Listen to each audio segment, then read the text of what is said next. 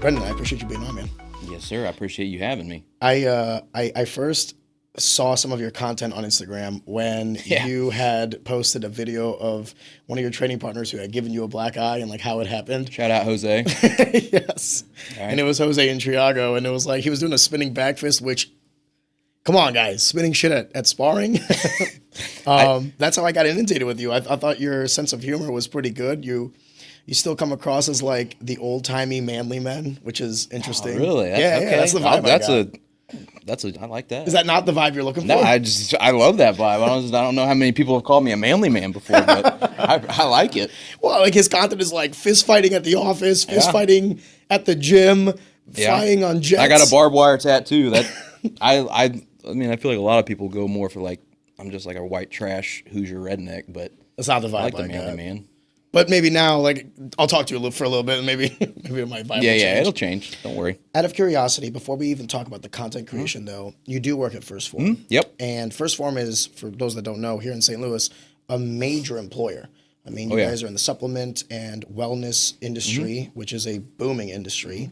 And the moves that the company has made, especially recently, have really cast, like, international waves, like the synchronization with the UFC and then Anheuser-Busch too with your energy drinks. It's an interesting time to be at First Form. So I was just curious, like, how did you find the company, or how did the company find you? Yeah, so it started, I got into like weightlifting. I'm 34 years old now, so I'm unk. And and I got into weightlifting when I was 18 years old. I had already graduated high school. I was same height now. I'm 5'7", and I weighed about 125-ish, 130 pounds in high school. Wow. And so I was always like, kind of not picked. I was kind of picked on, not like physically bullied much, but, I was just a little guy. I was the brunt of the jokes. Whatever. You were the easy target. I was an easy target. And so I still do have like, little man complex or whatever. But I got into weightlifting, and one of the first things I did was go to supplement superstores here in St. Louis. And I remember them, just telling me about First Form and the products, and, the guys were cool as shit, explaining everything to me and broke it down in a way I understood. And great personality. I mean, one thing that supplement superstores, First Form, is like known for is like its customer service and like, legitimately helping and caring. So that's how they got me in with that. And, so that was 2010. So the company, First Form, started in 2009, I believe, is when they branched off from Supplement Superstores, because it's the same owner, Supplement Superstores, Andy Frisella, Chris Klein, and they started First Form in 2010. And so I knew of it then. I started using the product, liked it, whatever.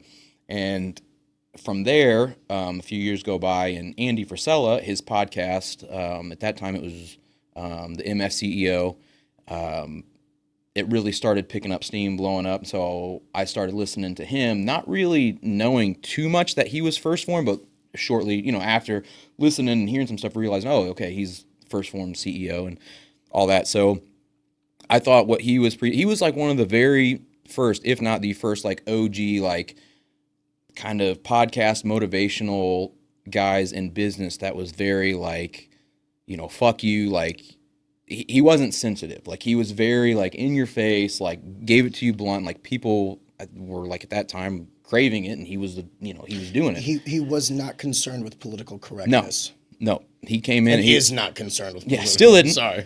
But he came in, and was killing it in there. And so I started listening to him as well and followed First Form.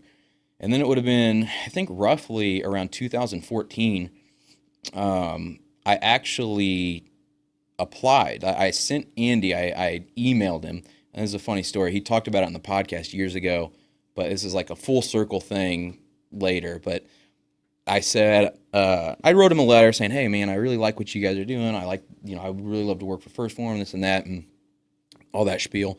But I was like, well, shit, he probably gets tons of emails every day. You emailed the CEO of a company, hey, I'd like to work for you. Right. And at this time, he was already pretty well blowing up. So he was like, it wasn't like he already had a following. I guarantee he was getting tons of emails. So I was like, all right, I'm going to write titties in all capital in the subject line. In the subject line.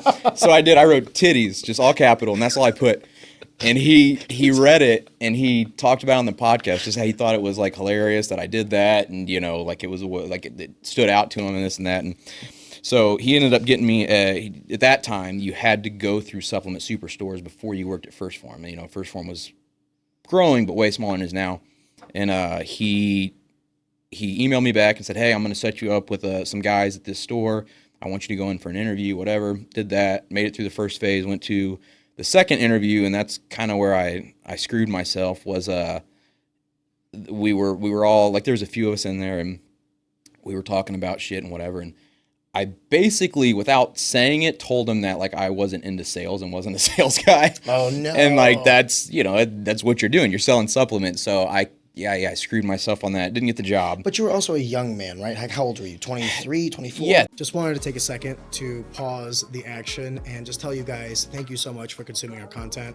Easy Talk is a passion project. This podcast is just a bunch of like-minded people coming together to produce some cool stuff and talk to some cool people. One of the things I would very much appreciate is if you could possibly like the video or subscribe to the channel, just because it helps us in the algorithm and ultimately to grow, to get more exposure to everybody, including ourselves, and ultimately just make a better product.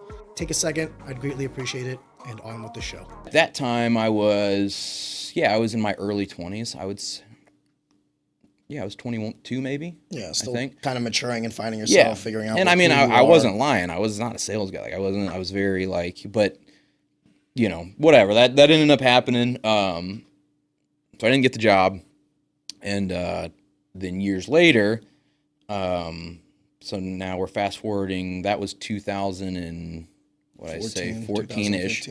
So now we're fast forwarding to 2022.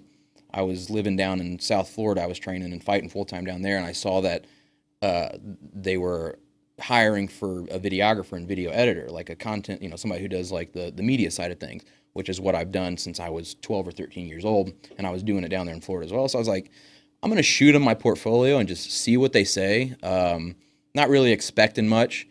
And, they got back maybe with a couple days later, and I was like, all right, well, I'm going to shoot them an offer because I was in Florida and I was planning on being down there for, at least another year or two minimum. I was like fighting, and my pro debut would have been my next fight. And I was like, well, I'll shoot them a number, and if they take it, and then I'm going to have to really consider it.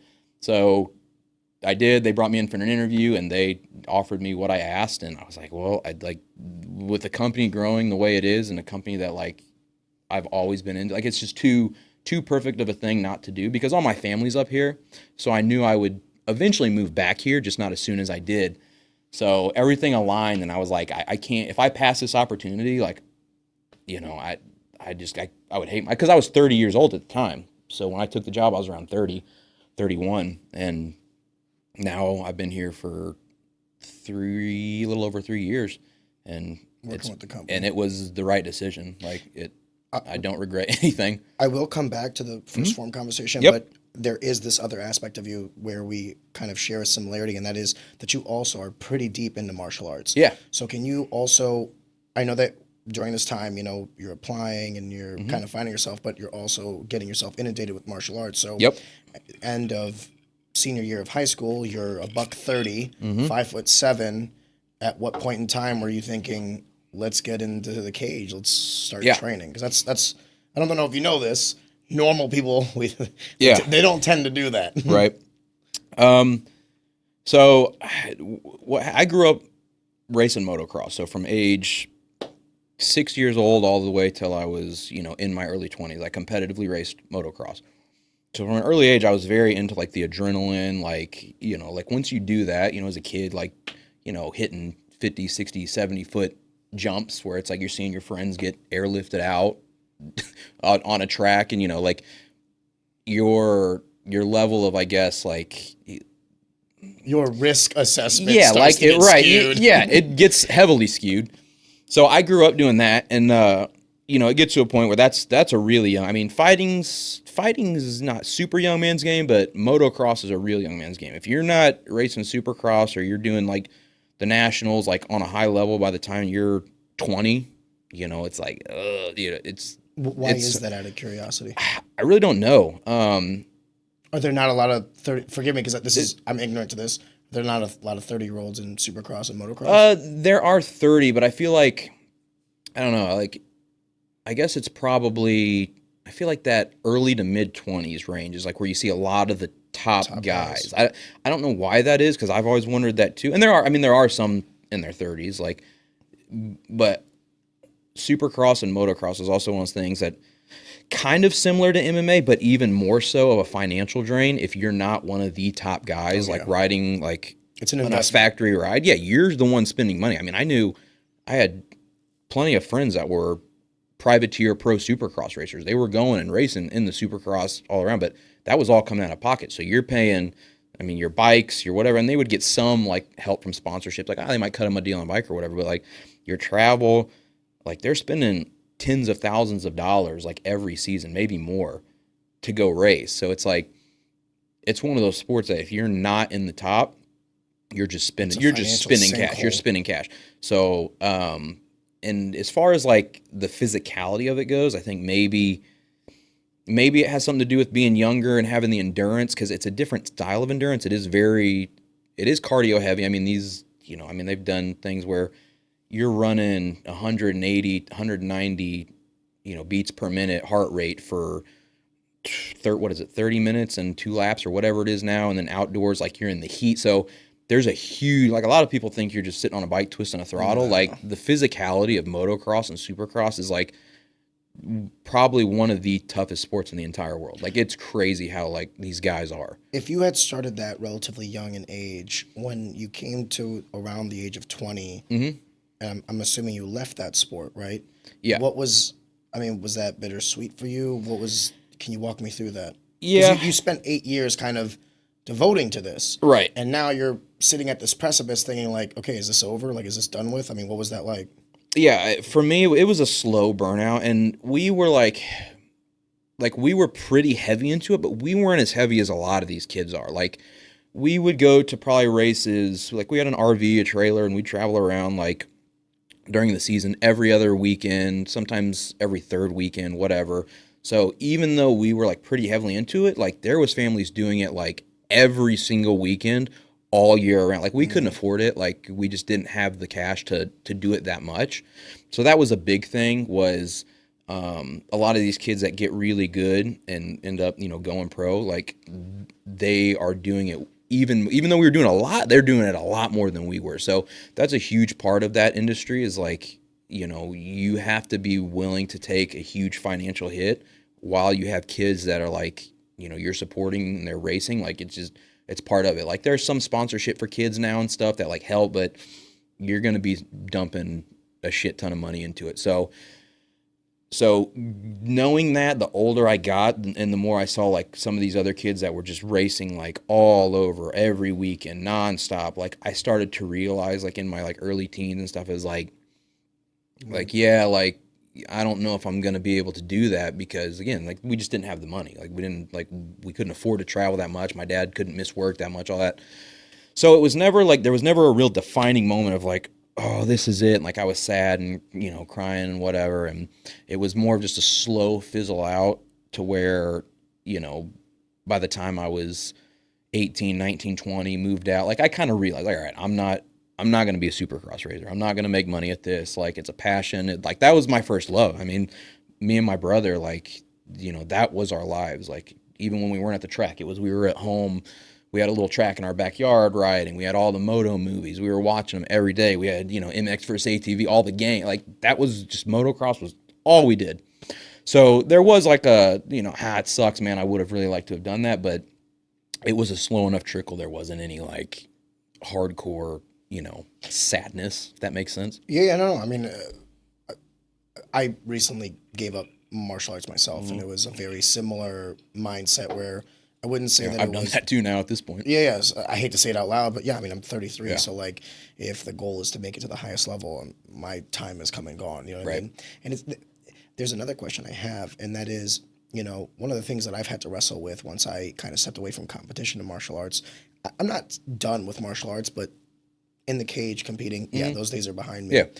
I don't look back on it as if like I wasted my time.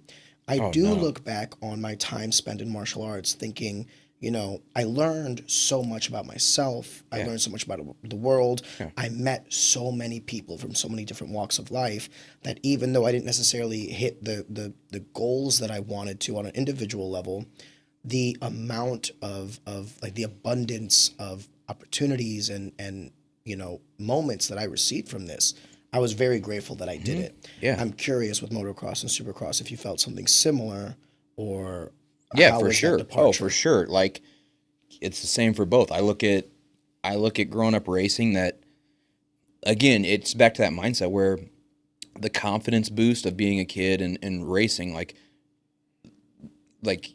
when you do these things and you face these, I mean, I remember one race in particular, like, you go to a new track every weekend, every other weekend, whatever, and it's a new track, so there's new jumps, and as a kid, you're, on a 65cc bike, 85cc bike or whatever, and you're looking at these like 50-foot doubles, 60-foot doubles, 100-foot double, like you're looking at these jumps, like you're walking the track. And you're like, Holy yeah, shit. you're like, crap, man. Like, I got to do this. Like, if I want to win, like, if I want to, like, I've got to hit this. Like, so that's like one thing. Moto guys, like, they'll all know exactly what I'm talking about. Like, you look at that jump during the track walk, and then you go out there for your first lap or two, and that first time you hit it, you're like, I mean, it's a crazy adrenaline rush. You're like, and you pin it because I mean, the more you do it, the more you get comfortable with like knowing what you need. But like, especially as a kid, like you don't know that yet. So though that type of stuff, and again, I mean, you line up on the gate with 20, 30 other guys, all going for this one little hole. That's another thing that, as you're sitting on the line, and again, I've seen my buddies airlifted out of tracks. I've seen like, I mean, almost every weekend at a race, you're seeing guys getting ambulanced out or whatever. You're seeing crashes. I mean, I got guys that got paralyzed, like, in comas. I mean, you see it. It's all it's a brutal sport. So I'm like, and then on top of it, the family aspect, like the fact that I got to spend that time with like, my mom and dad, my brother, and like we got to go to the track. We were in an RV. Like it's a sport that is very family oriented. So those two things combined, I wouldn't trade any of it. Like those are some of the best memories of my life are, with my family at the track. And so even not making it, so you're not making it, like I wouldn't trade it for the world. And then it's the same with MMA. It's like so we're about the same age. I'm 34, and I didn't get into MMA until I was 26. And, the memories I made and the people I met, the traveling I got to do, the connections I made, like, even though I didn't make it to the UFC, like I wouldn't trade it for anything. The confidence, like the one thing I tell everybody, like when people ask me about MMA and stuff, I recommend everybody, first of all, take jiu-jitsu classes for a few months just to learn self-defense and basics. But I also recommend if you can do one cage fight, do it. Like the amount of confidence, like you're walking into a cage with another grown man or grown woman trying to take your head off in front of all your friends and family wearing pretty much underwear. Like, once you do that, everything else in life seems so much like chiller and easier. Like it changes your mindset so much. So I always recommend like go learn it for self-defense and then take a fight, or do jiu-jitsu tournaments, whatever. I mean, it's jiu-jitsu tournaments and fights definitely different. Getting in a cage with like, if you can do that, do it, because the mental change and the lessons you learn from that, they're preparing, whether you win or lose, like It'll change you. Yeah, it changes you for the better. Like there's no like, I can't really think of any downside to win, it. lose, or draw, you will be humbled because you realized how fucking scared you were. Yeah. And it's, in my opinion, it's so therapeutic for the human condition because it is a constant reminder that you can be a hammer, but if you allow it, you can also be the nail, and that can happen on any given day. Mm-hmm. So it's like you're just so overwhelmed with gratitude if you win, and unfortunately, man, does it suck when you lose. Oh yeah, you know what I mean. So it's interesting, that paradigm, because I am just curious. Like the reason I got into martial arts was it was a natural progression. Like I wrestled in high school. Amsel didn't have a wrestling team. My buddy was like, hey, you want to come do some jiu-jitsu, and then off to the races. Yeah. But I'm curious, you say you didn't get into martial arts until 26. So Yeah. you stopped supercross, motocross at 20, didn't pick up martial arts until 26. What drew you towards the gym? Like, was it a friend? Did you just see... I think, like most things in life, it was a girl. It was a breakup. Like, I think any time a dude does anything cool, it's because a girl, broke his heart. No, so I was with a girl for a long time, and we had a house, and we kind of settled into that. I had the corporate. I was a project estimator for construction. I did a couple other things in between that, like sales stuff, but very like corporate 9-to-5 style life, white collar work. We had a house, dogs. It was like, the settled down type, whatever. And we ended up splitting up when I was 24. So you guys lived together, but not married? We were married, yeah. Oh, sorry. Yeah, man. No. I married my high school sweetheart when I was, I think we were 21. And we ended up splitting up in, what was that, that was 2016. It's been a long time, almost 10 years now. But when we split up, obviously I was hurt. There was, there was a point where it was like, okay, now I had this life and this stuff going on. That was, like I said, that settled down, whatever. And, maybe we would have kids, a family down, whatever. All that was gone now. So I was like, what am I going to do with it? Like, what I can do anything. That was another thing. We were together since high school. And so I never had a real adult, like, on my own. Like, I never, there was no, does that make sense? Like, you always had a partner. Right. So, cause we started dating when I was 16. So 16 till 24, like, I didn't know what it was like to just be able to go do what you wanted, not have to talk to anyone or not have to, like, check in, or there was no, like... Also, while having all the responsibility on your shoulders, because there's not an additional income. Right. It's all on you. Right. So this was the first time in my life where I was, like, an adult and I could do whatever the hell I wanted. Like, there was no restrictions, no nothing. It's kind of dangerous, though, too. Financially, I was in a good... Yeah, I did go through a phase of, like... Just doing stupid shit. Well, like 6 months because I never went out and drank and went to the bars, really hardly ever, occasionally. But, after that, there's probably 6 months of, going to the bars almost every weekend, drinking, whatever. And I was never crazy with it. Like, I've never, like, I think in my entirety of my life, I've been blackout drunk twice, maybe. So I was never, even then, in that phase, was never, like, crazy or, like, off the rails, but definitely going out more, doing stuff like that, which I don't know, maybe that was a good thing that I experienced that, but yeah, I went through this phase where it was like, okay, I can do whatever I want now, like, and I was getting to the point at my job where I was like, I don't want to just do this 9-to-5 like boring bullshit anymore, like I'm tired of going in, sitting down, clocking in, clocking out, like everything, like motion. Yeah, like the grind. I was tired of it. So I was like, all right, what can I do that's like gives me another gun? I wasn't racing anymore at this time. I had bought another bike and thought about racing it, but I knew at that point, like, I'm very goal oriented in terms of if I'm doing something, I want to be good at it, and I would like to, like, be competitive at it. And I knew motocross and supercross. Again, I had a bike still. Like, I would still go and ride at the track, but I knew I wasn't making that. So I was like, what's something I can do and I can compete in competitive? And at that time, I was really into lifting and stuff because I'd been doing that for years, ever since I told you after high school. I was like, well, I could do bodybuilding, I could do powerlifting, and none of those things really stuck out to me. I didn't really have, like, a real drive to do it. And I had been into UFC, like, watching it for years, like, ever since I was in high school.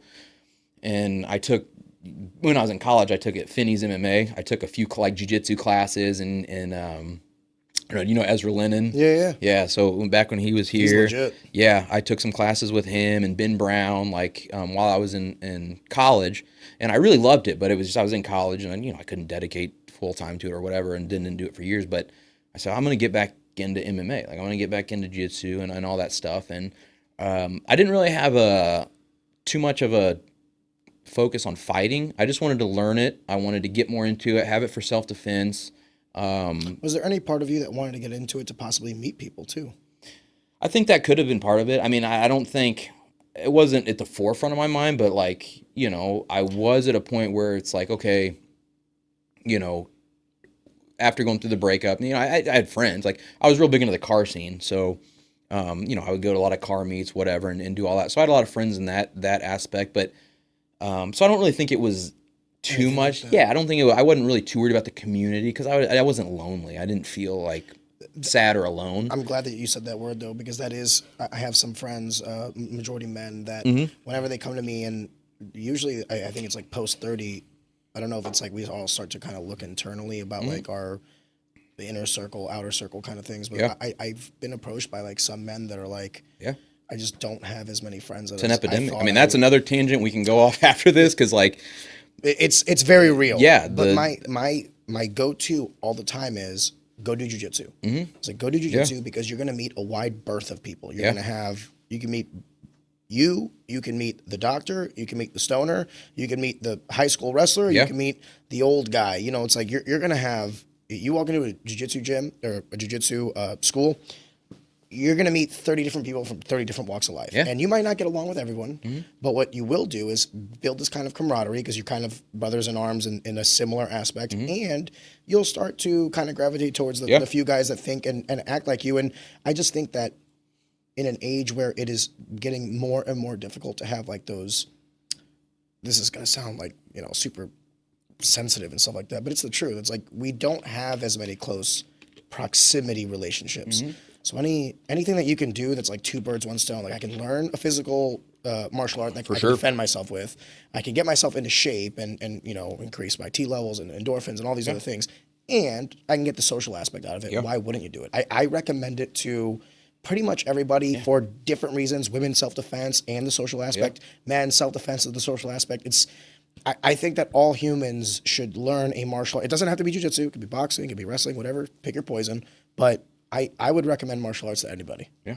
So forgive me because I was just curious about like, you had gone through this separation. So I didn't know if there was also like this social aspect that kind of was driving you to it. But it sounds like that wasn't necessarily a driver for you. No, for me it wasn't. But like you're 100% right. Like, I mean, you know, that's, I say the same thing. Like if like the community, a lot of guys like, there's like an epidemic of like, and maybe it's for girls. I don't know. I can't speak to girls, but like, yeah, like dudes are like lonely. Like people are always looking for something. So I 100% agree. But yeah, for me, it was more of like just to have like a goal and like something that kind of scared me. Like, you know, like that is intimidating to go into a place. 'Cause even though there wasn't really, I shouldn't say my sights weren't set on fighting, because even when I went into it, I was like, I would like to do one, just to do it, like a bucket list thing. When I say my sights weren't set on fighting, it wasn't like, oh, I'm going to make a career out of this. I'm going to be, you know, I'm going to go to the UFC. I'm going to do this. It was just like a bucket list. Like just those humble beginnings. To say I did it. Yeah.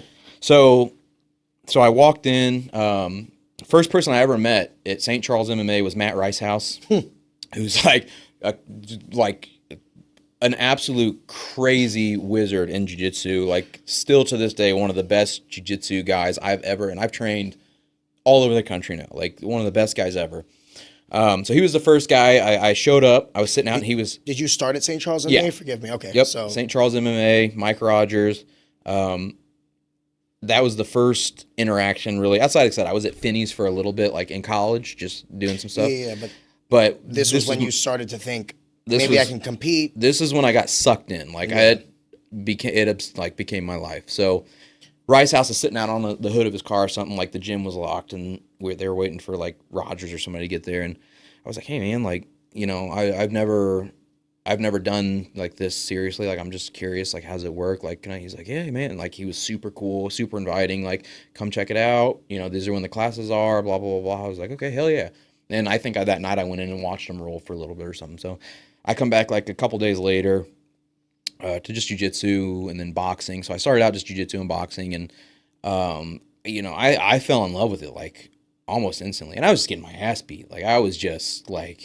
But you're at a real fighter's gym, so that doesn't shock me. Oh yeah, like these guys were just tearing me up, but they were cool about it. You know, like that's the thing. Like you go most gyms. I mean, I'm sure there's some exceptions, but most gyms, you know, people who are scared to go in, they think it's like these guys are like I've trained with some of the highest level guys in the some of the biggest names in the UFC. And like these guys are the most chill, the bigger they are and the more like skilled they are, the nicer and cooler they are. Like they're like one of the nicest people that I know, like humble, wholesome, is RoboCop, Gregory Rodriguez. So I trained with him in LA, and then we both went down to Florida, and I was training with him there.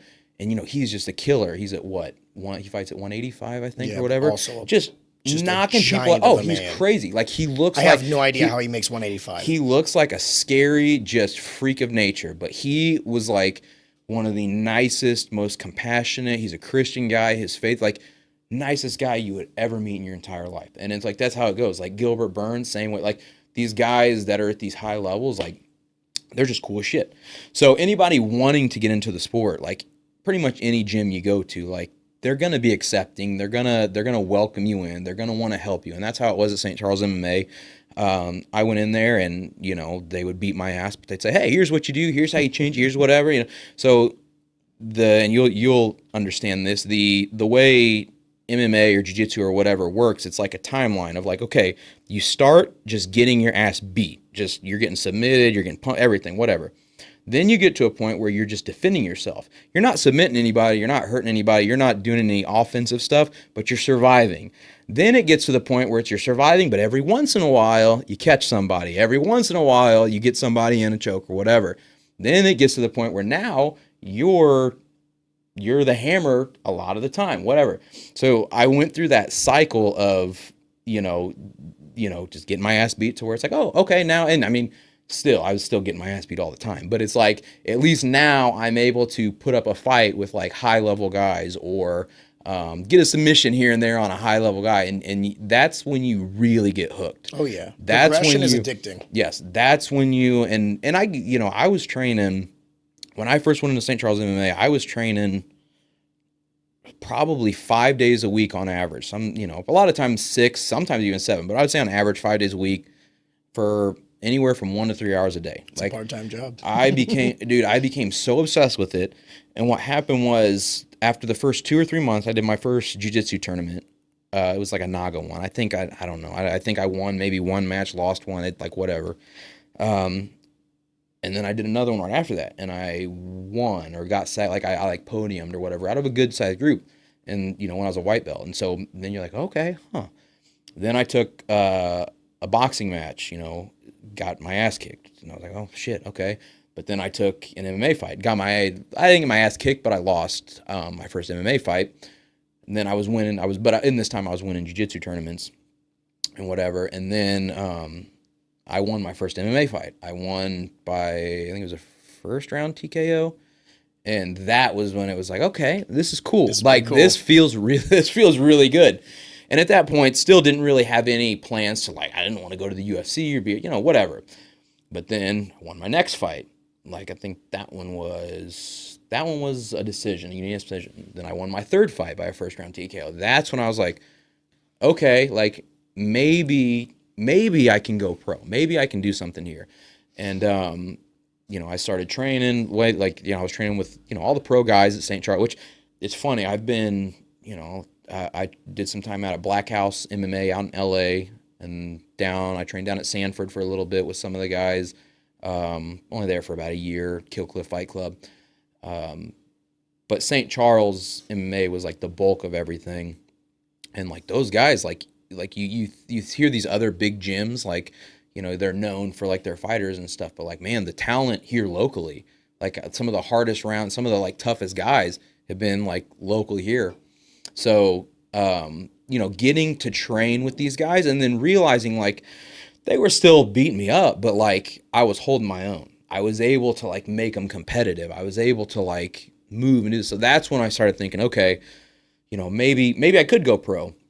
And then that's when I moved to LA for a little bit down in South Florida. And I didn't move there specifically for fighting. I moved there more of just a change of pace. I lived in St. Louis. And well, if you're also doing editing and kind of the visual arts work, California isn't the worst place. This was before I was even I was doing it very Hobby. Yeah. Gotcha. I'd been doing it since I was like 12 or 13, but like it wasn't a full-time career. I would do like side gigs, like freelance randomly here and there working with people. So I wasn't even too deep in it as a full-time job yet. I moved out there solely because, again, it went back to the fact that I had been, my whole adult life with somebody, and I didn't have that opportunity to like just go do whatever. So I was like, all right, well, I'm going to go live out in LA for a little bit. I didn't move out there. Realistically, if I probably would have stayed in St. Louis and stayed at St. Charles MMA, my fight career probably would have been a lot better. Like if I would have stayed there. Hindsight's 2020. Hindsight's 2020, and I'm still, again, I'm like every decision I've made, I'm happy because where I'm at now. Yeah, it had to happen the way it happened for us to be here today. Yes, Agreed. yes, but I do believe if I would have just stayed at St. Charles and kept my strict, because I was like regimented, just boom, boom, boom, doing everything, diet, getting fights, all that before I moved, but I wanted to go somewhere outside of St. I just wanted to experience like life. Like I didn't even travel up to I hadn't really been anywhere outside of Missouri. Like I was very family vacations here and there, Florida, whatever. Like hadn't seen the world. So me and my roommate. How much of a culture shock was that when you left St. Louis and you went to the coast? I mean, it's still within the borders of America, but I'll tell you right now, go to Florida, go to Missouri, go to New York, go to Chicago, go to LA. You're going to get different pieces of America. Yeah. Oh, it was super different. I was living in Manhattan Beach, which is a much more, so it's, you got LA, like the city, Hollywood, Manhattan Beach, and kind of like that little bit south of like the city of LA is very like surfer, laid back, chill vibe. And I loved it. I don't know how long I would have been out there if it wasn't for COVID. COVID is what screwed me. I moved out there, like I said, mainly just for a change. But I also had an in at Black House MMA. So I was out there living in dorms. I was actually staying in the same room that Jose Aldo stayed in back when he first moved here. So it was cool that it was it Higan Machado's? Yeah, you were definitely living the fighter life though. If you were living in the dorms, it was four of us in the room about as big, maybe about this big, maybe less. Four of us to a room, bunk beds, one bathroom, one little tiny kitchen. And just hope to God that there's hygiene. Yeah. It was definitely that lifestyle, but it was super cool. And I loved it. And again, the friends I made out, that's where I met Gregory Rodriguez. We became pretty close while I was there. Basically because COVID. I moved to LA and COVID shutdowns happened a week later. Well, you were also in a state where they took the shutdowns very seriously. Oh yeah. It was a shit show out there. California government they were a bunch of dumbasses. Like they just like the things they did and the way they handled the situation was like, that's why I left. I was there. COVID hit 1 week after I moved. So it was like the worst possible timing. Oh, Jesus. I hadn't even fully unpacked my car. And COVID hits. I had like 2 jobs lined up. One was being a bouncer at some club on the beach. And the other was teaching like just cardio kickboxing. Like, one of those like 9-round type gyms. Both of those closed down because COVID hit. So I start doing like the Instacart thing where I'm just going to grocery stores. Well, then guess what? Everybody's doing that because there's no work. Yeah. So then the money starts kind of drying up in that. And you're at a coast where the cost of living is immensely more high than the Midwest. Yes. It was like, and I was in a good position because Kenny Johnson, Kenny Bolt Wrestling, he was the one who got me in out there. And I was only paying I think I was paying, $500-600 a month to live in those dorms. And that counted my gym membership. Oh, that was like that's a steal. Studio went back this was 2020. So back at this time, the studio apartments I was looking at were like, you were looking at like $2,000 minimum for a studio apartment for like some little box. 400 square foot. Yeah. And so like, I was actually like, that's what really pissed me off about the whole situation was I was in a good spot out there and then COVID, screwed it all up. But, the government because of COVID screwed it up. So I was sat out there with my thumb up my ass for 4 months. Like, okay, when are we going to get, like, we had to board up the windows. We would get some training in, but, like, it was to the point where cops would literally, like, give you tickets or whatever, like, if they saw you were doing shit. Dude, my fight got canceled literally, like, 2 days before the fight because of COVID. Yeah. And I remember we didn't know, because if you recall, it was, like, 2 weeks to flatten the curve, right? Yeah. So, like, we originally... What a crock of shit that was. Yeah, we originally rescheduled the fight. So, like, when it was supposed to happen, I believe it was, like, March something. And they were like, hey... just hold tight. We're going to do it in April. So I was bummed. So I got Cecil Whitaker's. I got like a 2 liter of Pepsi, and I was like, whatever. I'm just going to eat my emotions. Because I was like 2 days away from the fight. So like anybody who knows fighting, I was like, 6 or 7 pounds out. I was about to do like the last little stretch of cutting weight. And then I get the phone call like, dude, sorry. And I was like, well, I'm going to go order a giant pizza and a soda and cry. You know what I mean? I know. Like, especially when you're that close to the fight and you already went through it. It was like, extremely frustrating. Yeah. But then it was like April. April turned into May. May turned into, we don't know, maybe October. October turned into, we'll see you next year. Yeah. That's literally how that happened. Yep. And what was really frustrating for me, and since we're the same age, it's kind of the same thing. It was like at my athletic prime. Yeah. I was like you don't got 26, time to wait 27. around. And I lost like a year and a half, 2 years. And I was just like, well, because at this time for me, this fucking sucks. This time for me was a point I was, 28-ish, 29-ish, somewhere in there. So I was like, that's the make it or break it. Yeah, even though I was a little late to the game, I was like, there's still a chance. Like, there's still a chance. I have time to make it to Bellator, Especially if you're training UFC, at the big gyms too. I have time to actually make money doing this. So that was the same thing with me. Was that the main driver, out of curiosity? Was it money, fame, martial art? Like, why did you want to go to the UFC? Show me yours, I'll show you mine. Yeah, I think for me it was the lifestyle. It was definitely an ego thing. Definitely, I think and still to this day, I have like the little man syndrome, like, still embedded in me. Like, really? Making something out of myself, being something like, that was cool to me. Is that little man syndrome, or is that just wanting to be a great man? I don't know. I mean, it's that, but I think it stemmed maybe from me, like, I don't know. I think it's a very natural thing to want, like to want to make something of yourself.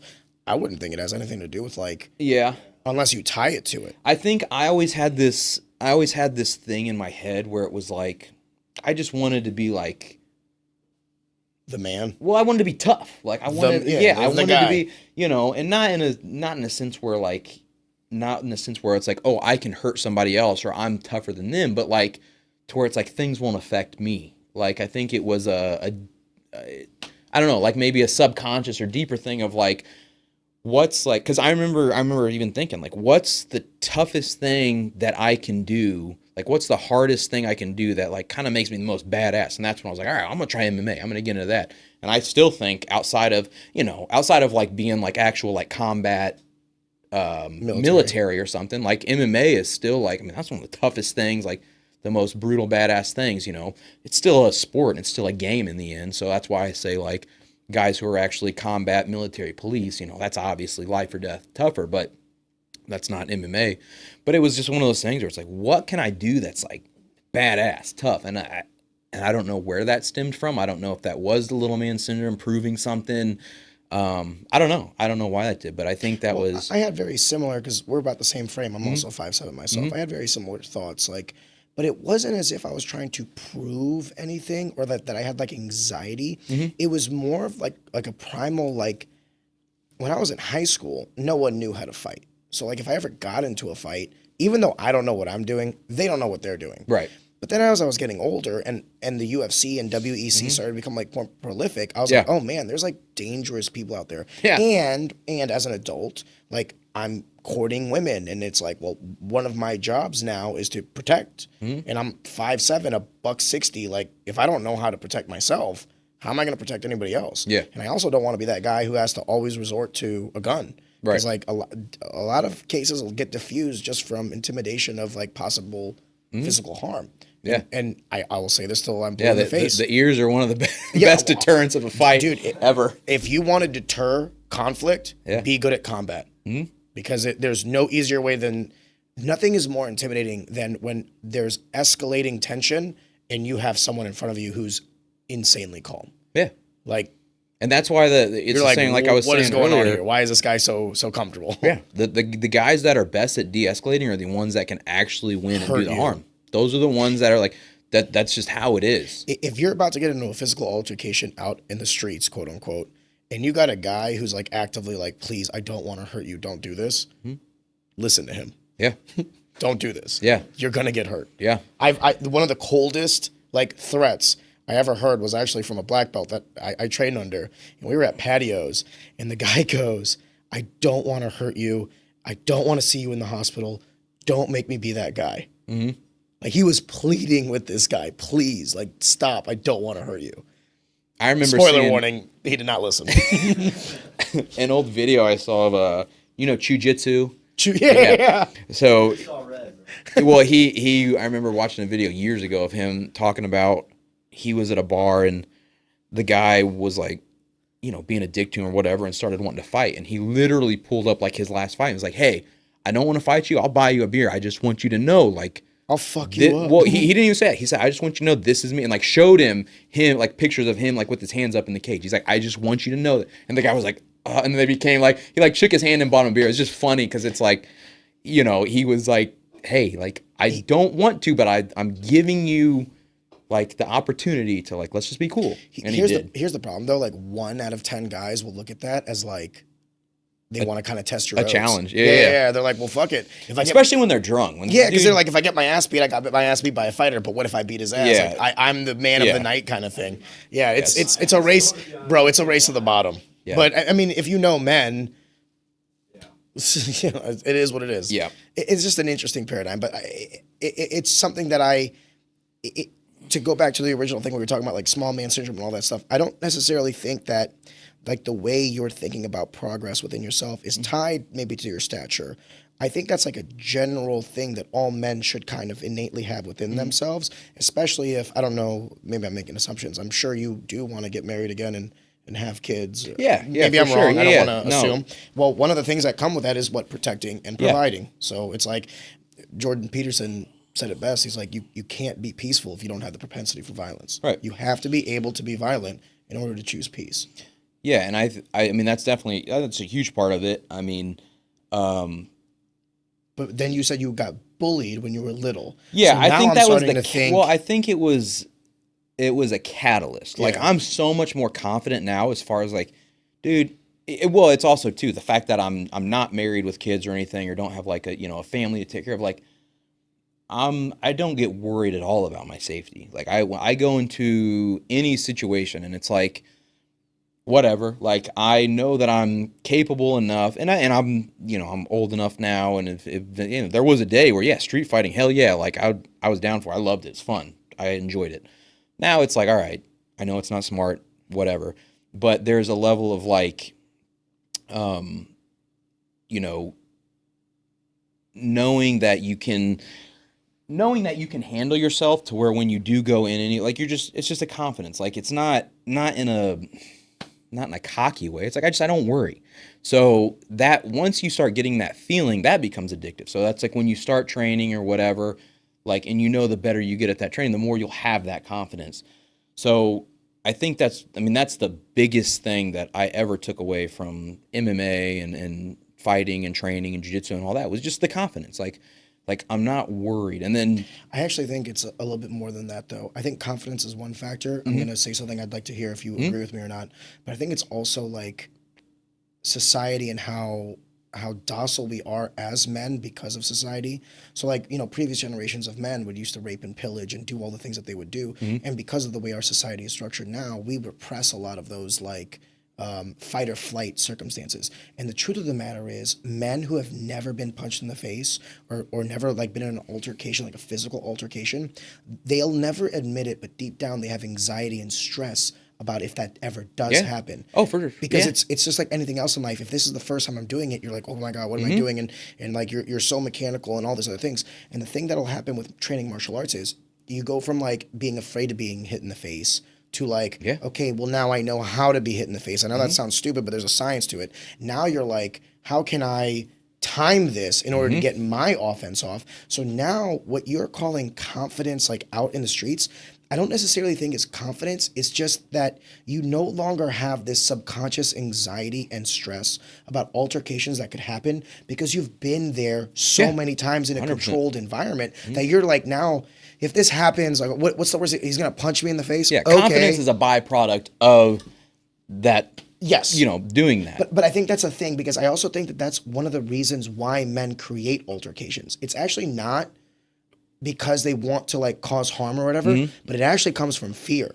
they're like, I don't want you to fight me, so I'm going to try to pose big and bad, and hopefully I'll intimidate you, and through intimidation, diffuse the situation. And a lot of fighters will be like, dude, I don't care enough about this to get into a fight with you. The problem with that is, if that happens over and over and over again, these people start to think that that's like an acceptable format in which to like interact, and then you're going to run into the one guy who is about that life, and he will fuck you up. Yeah, for sure. I mean, you explained it perfectly. Like it's the confidence, like that's a byproduct of all those things. Oh, you're gonna hit me? I've been hit 1,000 times. It's like, what do you like? And I mean, and it comes to, and it's not just fighting. Like when I say, oh, I get like, there's a multitude of things. The older I get, that gives me confidence. Like, you know, one is my faith. Like, I mean, that's the biggest one, really. I mean, like, you know, I'm a Christian. I believe in an afterlife. I believe that there is an intelligent designer. I believe in Christ, and I believe that, you know, like when like this earth and like what we're doing here isn't the end all be all. So it's like even death is like, okay, like I believe in heaven. Like I believe that there's a better place than where we are now. So it's like, okay, let's say you pull a gun and shoot me. It's like, okay, like I'm gonna be better off there than I am here anyway. So there's multiple factors that go into confidence as a man. I mean, it's, you know, even as far as one thing I've really gotten into a lot more now that I have more time because I'm not fighting full time anymore, is like outdoor stuff, hunting, fishing. I grew up doing that. Like I grew up hunting and fishing with my dad. We grew up way out in the middle of nowhere, up in Pike County, Missouri, and I love doing that stuff. But in the last couple of years, I have become much more intentional on learning how to be as proficient with those types of things. Like, okay, if you kill a deer, like being able to, you know, get all the meat off yourself, like process the meat yourself, like doing things yourself, going and fishing, cutting the, you know, like doing all these Scaling things. the fish. Right. Like I have chickens now, like getting the eggs, like my goal is to have like a little mini farm with, you know, cows, goats, whatever. So it's like being self-sufficient. Like that's a huge, because now like we don't know when society's going to shut down. I mean, we saw with COVID, that was a trial run of like what could happen, what happens if we go into a third world war, what happens, like being self-sufficient and being able to like handle yourself. That's another aspect of confidence. So all these things combined, like it's not one aspect. It's not just fighting will give you confidence. Like being able to like do multiple things that just keep you self-sufficient. Like, you know. I agree. So that's what I'm trying to do now is like just do things that I want to do. Like, you know, I'm not going to make money off hunting and fishing and all that stuff, but I enjoy it. Not with that attitude. I mean, there's a market, well, social media. Well, I was going to say, that does lead us to a good point, because one of the things that you do, one of the pillars of why you're on this like we're having this conversation today, is that content creation aspect as well. Like I said earlier, I saw your video with Jose where he did the spinning back fist and you got the black eye and you're like, you know, poking fun at it. You know what I mean? I was like, oh. Fuck you, Jose. And then I started watching your other content and I kind of went down the rabbit hole. Before we talk about that path in your life, I do want to, I'm curious what you think about like influencers, content creation, social media. And then even if we want to get a little bit more of a macro conversation, like Instagram. Say, how much time do we have? Because we got another hour. Boy, is there a lot on that subject. Yeah. Well, pros, cons. But I would like to, at a high level, what do you think about it all? Yeah. So I'll start off with saying, you know, I mean, you look at my page, I'm like 20-some thousand followers right now. Like, nothing crazy. I am not an influencer or like some big whatever. Like, but what I will say is for the last, 5-ish years now, my full-time job has been working with the highest level influencers, athlete, like social media, whatever, with First Form. And even before First Form, I was, you know, I was running like, helping do all the social media and stuff for like Kill Cliff Fight Club or Sanford. I was working with UFC fighters. And then even before that, just random freelance marketing. But like for 5 years, like probably more like 4 years, my life has now been switched from like fighting and MMA and kind of just doing whatever to now my career is content, like video production, you know, editing, all aspects of it. So just learning everything from the algorithms from all the different sites, you know, to working directly with all these big, you know, names, working like getting, you know, I was having meetings with like some of the biggest names, like for managers and stuff for YouTube and this and that, and like picking their brains, learning. So I do have a good understanding at this point of how all that stuff works, even though I've only been really doing my own social media now for like 6 months. And I would say like for 6 months, like the traction I made is okay. But it's because of all this stuff, and especially with First Form. Like First Form, the knowledge I've got from working there and being able to like learn from my other teammates there and work with all these people is invaluable. Like if I left there tomorrow, like that would still have been one of the most valuable things in my entire life was what I learned from First Form. I mean, people see it online, like the culture there is crazy, the office is crazy, like it's such a unique environment, and they give you such a especially like in our department, in the media department, they give you such a long leash to be able to really explore and like figure out things like what works best. Because social media is constant, it's evolving so much. So it's real, like, you know, working there at First Form has like changed the game for me as far as like understanding how content works, influencers, athletes, social media. Like I at least now feel like I have a little bit of credibility in that department, even though my personal stuff is like not anything crazy. And some of the biggest, I guess, the way I look at it right now is when you say influencer or whatever, like everybody wants to be an influencer. I say everybody, most everybody. Like if you can tell somebody, I mean, I work with these people that, you know, I don't know about that one. Yeah, I guess you're right. Like I know a lot of guys that are like wealthy and they're influential and they don't want anybody to know. They're cool with staying under the radar. Yes. But I would say that you're probably in the right direction if you say the majority of people. I would say the majority of people under 30. That's another thing. It's like age and people who aren't established. That's fair. Because everyone I'm talking about is over 30, so that's fair. The point, like to your point, yes. If you've already got money and like a lifestyle, like you don't like care. Some of those guys don't even have, so they don't give a fuck. But if you are young, you're still broke. Like sounds like a super good proposition to be like, hey, I'm a company and I'm gonna pay you $2,000 a month. Hey, here's another company, they're gonna pay you $3,000 a month. Here's another company, they're going to pay you $500 a month. All these different companies just to make a post or two a week.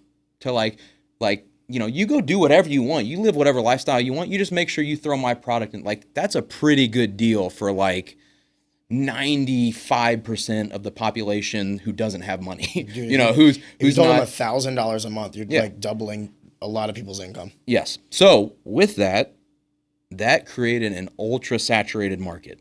So I'm old enough, you're old enough to remember the early days of like Instagram and YouTube. MySpace, though, before MySpace. Who was in your top 8? Yeah, you remember, was it Bebo? Did you ever have Bebo? No, I didn't have Bebo. I was white trash, brother. We started with MySpace. Yeah. So, you know, I am in an age where I have seen the progression of social media, you know, to an extent. Yeah, because it started as truly a way, because this was like... And a lot of people were opposed to it.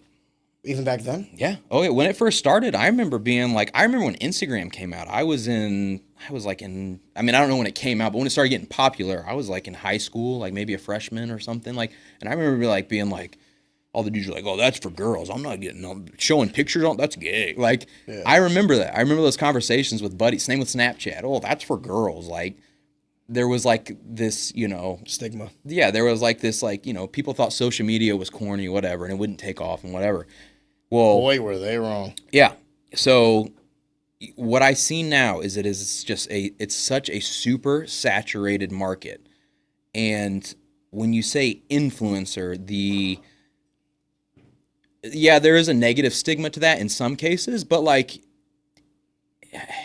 there's also a lot of haters. There's a lot of people who will just hate because like, you know, oh, they want that. They want what these people have or whatever. Like at the end of the day, the way I look at it is if you're not spreading negativity, if you're not like spreading like brain rot or things that are like you know, or degenerate stuff to society, however you want to say it, like I don't care what you do. Like there's a niche for everything. They're like anybody can be an influencer or whatever in their own. So like that doesn't matter as long as you're not hurting society. You're doing something. And but what if you extrapolate that to its natural conclusion? And this is, we're kind of skipping around a little bit, but this is one of the things that I do think about is like, you were talking earlier about the algorithm. Unfortunately, the truth of the matter is the content that gets the most views and the most algorithm love is the content that, generates the most amount of emotion from people, and that's usually correlated to that negativity complex. 100%. So like a lot of the content 100%. you'll see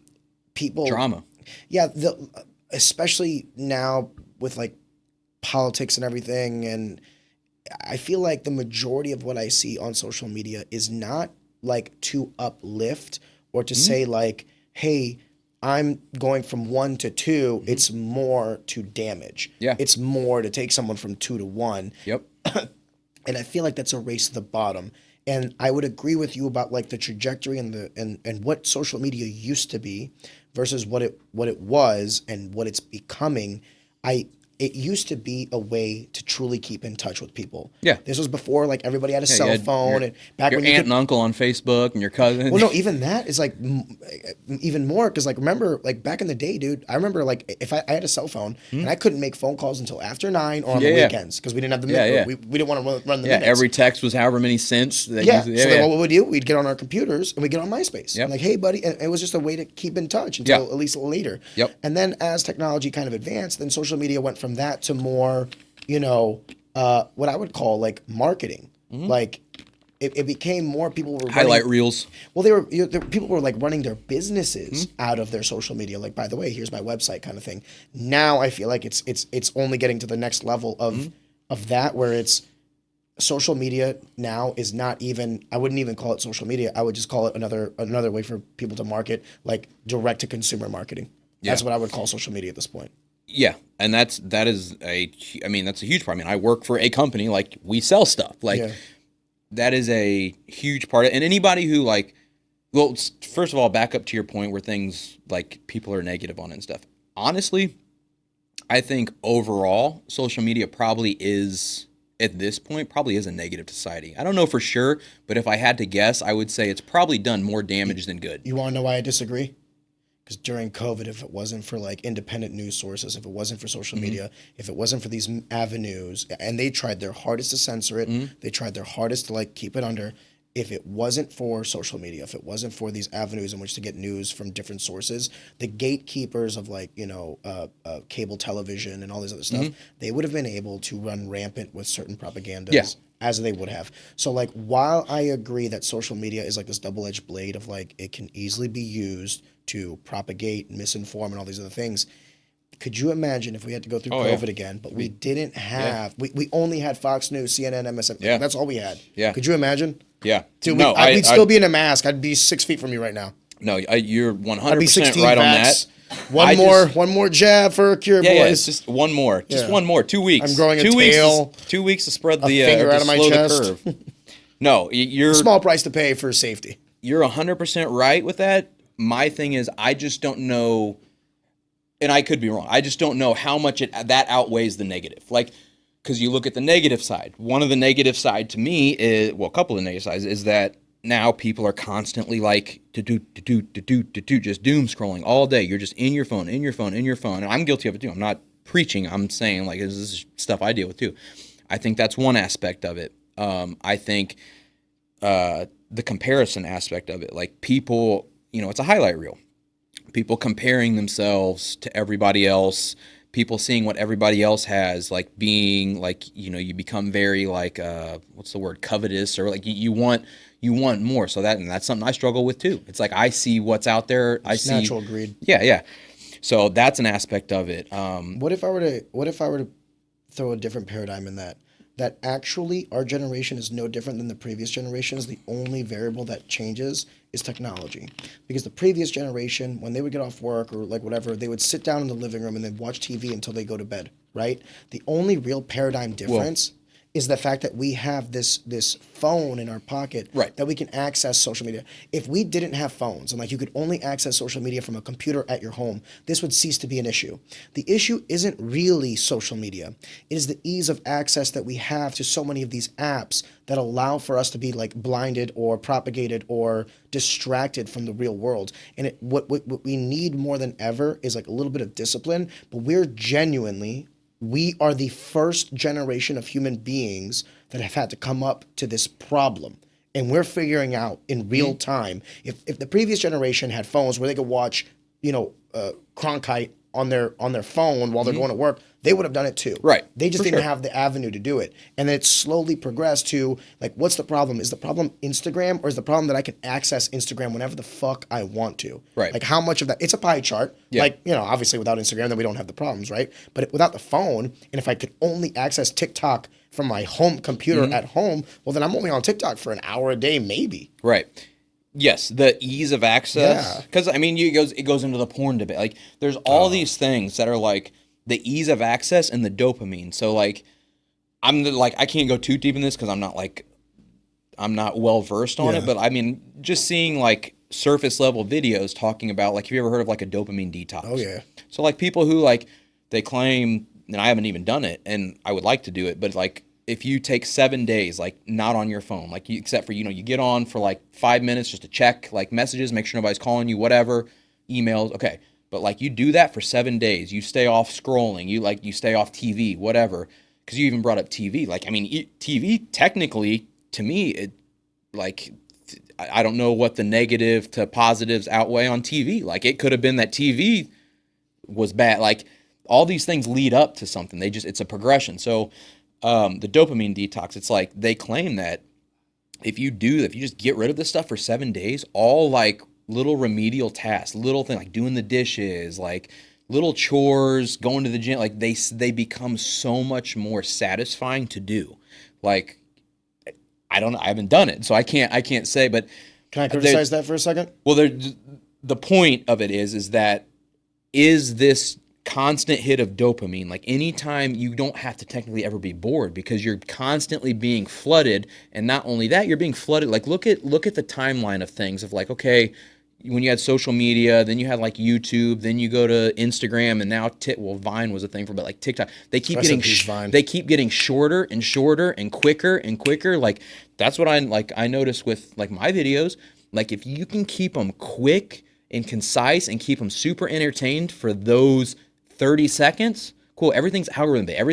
It's the next video. People don't even see, like, who they follow that much anymore. It's all suggested algorithm feed based on, like, attention span and, like, your like, not your view rate, like your retention rate. So it's like, that's where I think it's becoming very, like, harmful, especially to the younger generation. It's like this dopamine spike for such a quick, easy nothing that, like, you're just constantly on. That's what I'm saying when I think the negative could, and again, I don't know, like, maybe it doesn't, but, like, that's where I'm like, that could be bad. I just don't think that it's, like, a reasonable expectation to tell people. I hate to say it this way, but it's not like an addiction out of dopamine. It's more of a necessity of life now. I literally cannot not have my phone. Yeah, no. I need my access. job. Yeah, like, I have to be on social media for my job. Yeah, precisely, right? So, like, for me, it's also, like, email. I need that form of communication. If people call me, this podcast is one of the rare times where I put myself on Do Not Disturb, and I can have, like, a 1 to 2 hours of, like, phones down. You know what I mean? Because most of the time, it's a phone call, it's a meeting, it's a whatever. So, like, I just think that we need to take that's why I said we're the first generation of human beings that is truly answering this problem in real time. For sure. I think what it has to come down to is we have to reassess what it is that is, like, truly worthwhile to spend our time on. And as much as we don't enjoy it, the friction of life is its spice. So, like, you might not necessarily like going to a bar to meet somebody and all that stuff, but maybe, I know that dating online now is just horror stories. Like, everybody, if you find somebody as a match, you're the exception, not the rule, right? So perhaps, just maybe, we need to take a step back and start looking at the phone in our pocket more as a tool to amplify us instead of a tool to distract us. And that introducing a little bit of friction into your life is okay. In fact, I think it'll probably make your life a little bit better. 100%. It will make it better. And, like, the train has already left the station with social media. That's the thing. It's like, you're not going to stop the train. Unless something happens and, like, the internet goes down, or, like, there's a huge shutoff, it's going. Like, that's why we say, well, we have to be on it. Like, if it wasn't for my job and, like, you know, the potential to make money off social media or whatever, like, I'd get rid of it. Like, whatever. Like, it's more of a potential to make money, and for my job, I use it and all that. It's also incredibly freeing because for the first time now, you can market for yourself in a way that previous generations didn't have. Like, if you wanted to market your business, you had to go through the gatekeepers. You had to go through cable television or satellite television. Now, you can just make content and post it on social media. Yep. It's never been more freeing. Yeah, and let me be clear. There is a ton of benefits from social media. I just, like I said, I don't know which outweigh what the negative does that way. And what I see, like, going back to the influencer and, like, this whole culture of whatever. I mean, I feel like now, like, almost every other video you see is like a talking head in a corner critiquing or like talking shit on somebody else. It's like, so it's like, that's where it gets to the point where it's like, all right, guys, like. I'll tell you what I think will kill social media, and that's AI. Oh, it's already, dude, it's already, like. Because it's going to get to the point where people don't know what's going on. Yeah, you're sitting there going, like, oh, okay, this is, this is bullshit. Is this real? I don't know. And they got to be very careful with that because I'm getting to the point now where, like, I just, my status on everything that I see now is critical, and my go-to baseline is skepticism. So, like, if I see something, for sure, the very first thing I think to myself is like, this is too on the nose, like, this is probably fake. Yeah. And then unless I'm proven otherwise, that's my status now. Everything I see, I'm pretty much like, that's fake. Unless I'm on Facebook and it's, like my dad, right?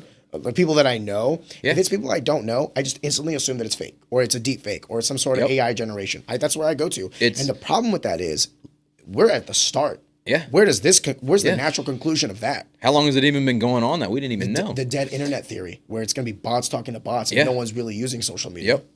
So, yeah, I'm in a position where I'm editing videos all the time. Like, part of my job is to edit, content for First Form and stuff. And that's the unsung hero work. Yeah. So I'm sitting at a computer for, like, today, like, there will be a whole week where all I'm doing is editing content. I'm not going out shooting stuff or working with anyone. I'm just editing stuff. So I am very familiar with, like, what it looks like, how, like, a camera looks, how lighting looks, how all these little things look, because I'm staring at it all day. So I am at a higher level of picking up what AI looks like, and even sometimes it'll get me. So I'm like, you imagine, that's why, like, everybody cracks a joke, like, all these boomers, they're getting on Facebook, they're all getting, tricked by it all the time. Well, it's like, me as somebody who works in that industry and who has an eye for it and is looking at that, I'm even getting, like, I'm sure there's stuff that goes past me. But we had a thing happen the other day with First Form where somebody, not us, like another entity made a First Form post, like, about First Form or whatever, and it was like a really cool, like, kind of inspirational story. And I was like, oh, that's heartwarming. And I'm like looking at it.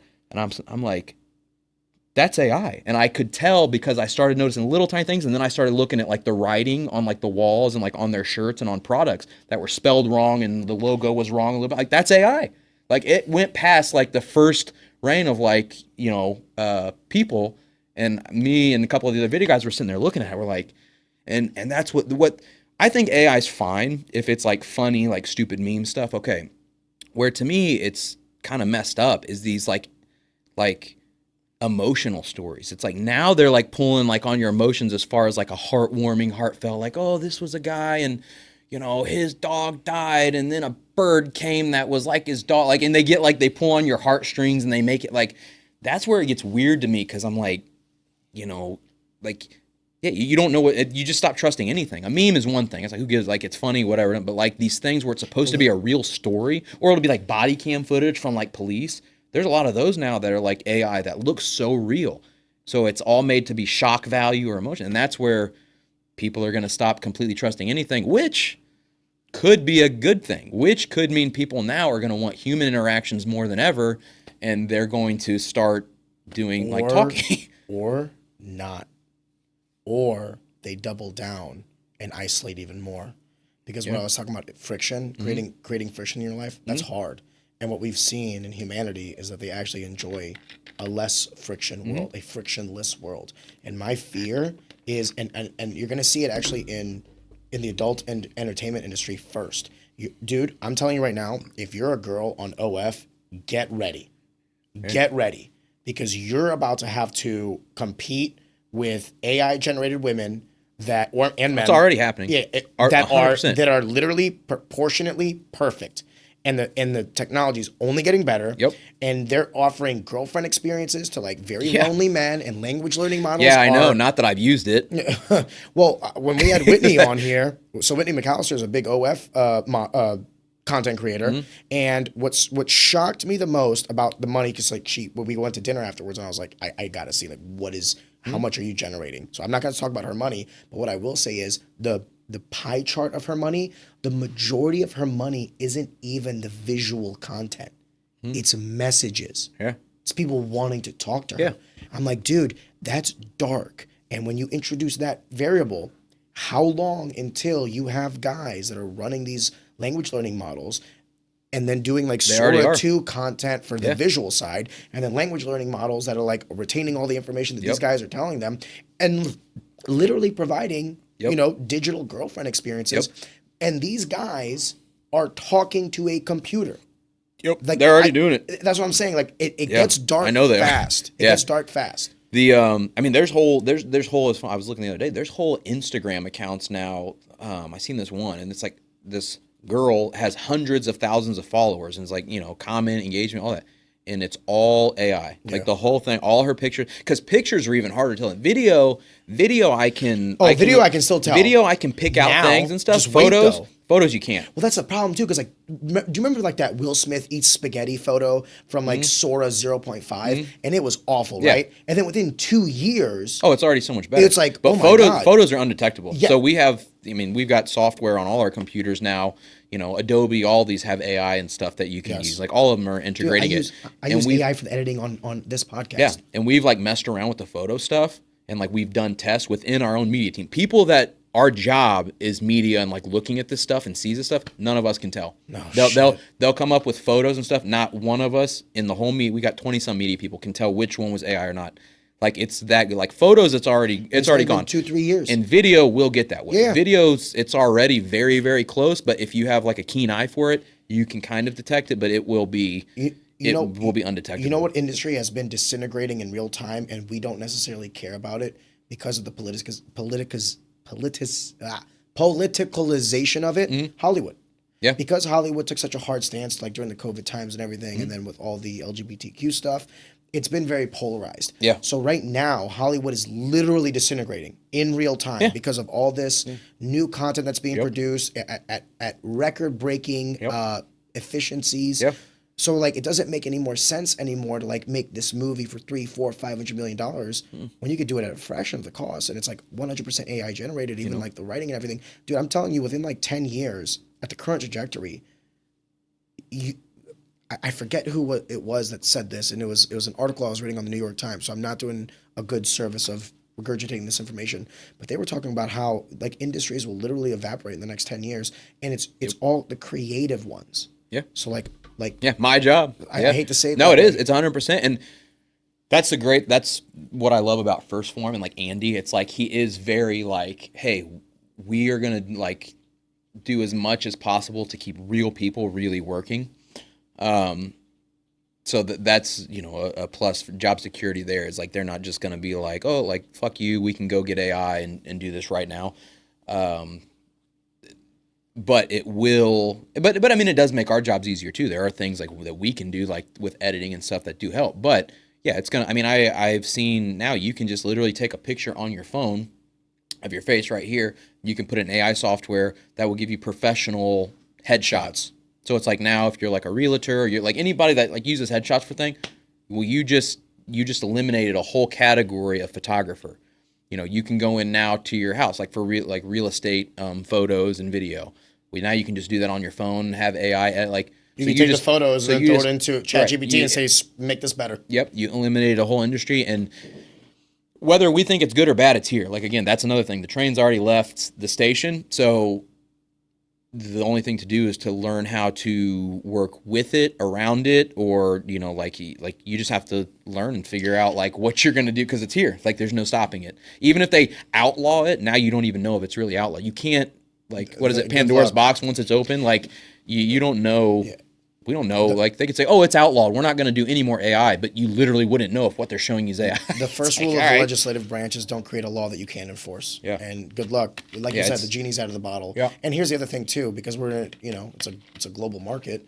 Like you can outlaw whatever you want, but if it's being done overseas, then you're intentionally becoming inefficient on purpose for the sake of security. Other people will not necessarily abide by that. Yeah. And I hate to say it, it is an arms race, and I would rather live in a world where America had the best AI than anywhere else. It's here, so said we got to learn how to work with it and utilize it in whatever job we have or like whatever, however we can. Like it's sorry. Do you even think about this stuff whenever you're doing content creation now that like perhaps this is a niche that might not necessarily exist for... I want to be careful how I say this because I don't want to be doom and gloom. Forgive me. I'm going to take a step back. It's not as if it won't exist, but this is a very tumultuous landscape where you're already kind of having to battle with the algorithm, right? Like SEO, search engine optimization, all that. And then you're having to, in real time, compete with... like you were saying earlier, it's an not oversaturated, but a saturated market. It's oversaturated. Yeah, there's a lot of people producing a lot of content. Yes. So even if you got the algorithm, now you're still fighting for eyeballs. And then on top of that, you have like this boulder rolling down the hill that is AI, and we're about to get hit with a bunch of content that isn't even real people doing real things. Yeah. So it's. I'm curious to think like what are your thoughts on all of these variables? Here's how I see it going is. All those things, like, basically all it did was raise the bar to, like, you have to be an actual good creator. So, and what I mean by that is if you take somebody who had 100,000 followers 10 years ago, that was like, they were, like, pretty hot shit. Yeah. They were, like, probably getting recognized when they were out a little bit here and there, like, whatever. Now... You don't think 100K is anything right now? 100K ain't shit now. You're... not like, and that's not for every case. There are some niches where that is, and you're going to get recognized, you're going to get paid and all that stuff. But from the general landscape of social media, 100K ain't shit. Like now you're looking at, if you're not in the millions, you're not like, and what I mean by that is I don't mean you can't make money, like being like 100,000. You can be under 100,000, probably get brand deals, make some money here and there. But I'm saying like to be like, a big social media like name or face, moving like the needle. Yeah, like if you're like a celebrity on social media, that's millions. Yeah. Like that's whereas a celebrity, like a big social media person 10 years ago, you're looking at 100,000, whatever. Like, that was like, holy shit. So basically the goalpost is just moving. And what I mean by is now you have to like, we're in this phase. And again, like I see it all the time. I work with, tons of different influencers, athletes, social media people. Like anybody can post, and most anybody is like tons of people are posting all day, every day. You are now going to see separation of like, because the algorithm has changed a lot from followers to suggested. So what I mean by that is like anybody can go on their feed and they'll be scrolling and you hardly see what your who you follow is actually posting. You're just seeing random suggested videos of people you never heard of. They're just mega viral videos and all that.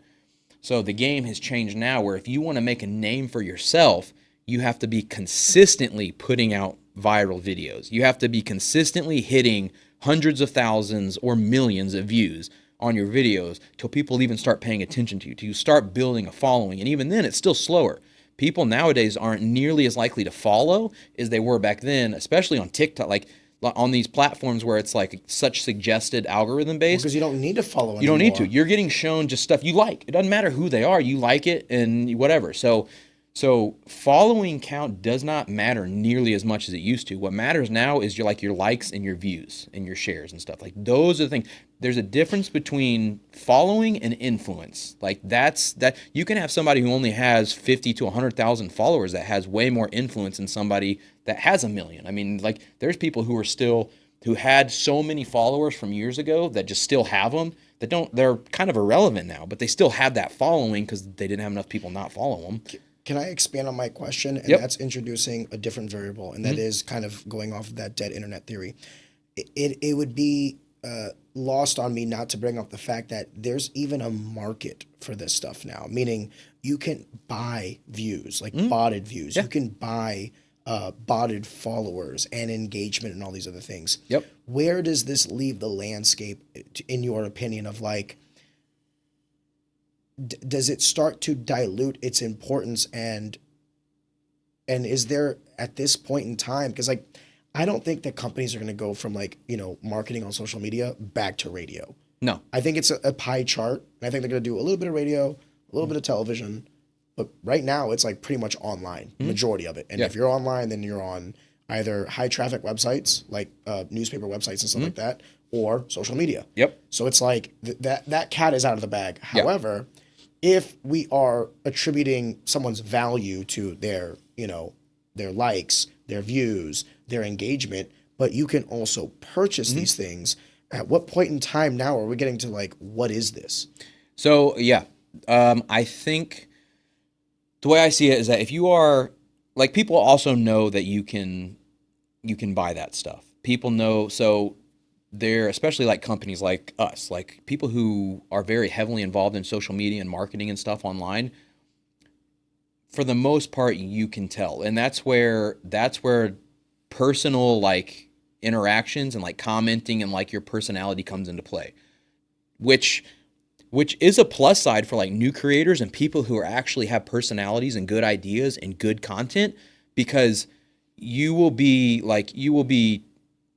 rise to the top of all of this. Like, you might have another, you have somebody who bought, 100,000 followers, but like, if your content isn't good, like it's retention rate. So the way that like the algorithm works is like how long somebody's watching your content. So even if you buy your view or like buy your following or whatever, it's not going to push it out. Like the algorithm's smart enough to know. So ultimately at the end of the day, like it really is as simple as this. You have to make good content that is holding people's attention. That's like literally, and now that's much easier said than done, because everybody's doing it and it's harder to be like, that like, if you look at my stuff, it's the reason that it's taking off is because it's like, good. It's good content. It's unique. It's different. So you have a couple different factors. Like I'm hitting a niche where it's like, there's like some combat, jiu-jitsu, like MMA realm. Funny. You're hitting a thing that it's in the office. So it's at First Form. So it's in an actual workplace, and people, it's so cool. People are like craving so much like of this like camaraderie and workplace fun, and like they're tired of the corporate 9 to 5. So they get that. And that's something, the biggest thing you have to look at is how relatable is it to anyone?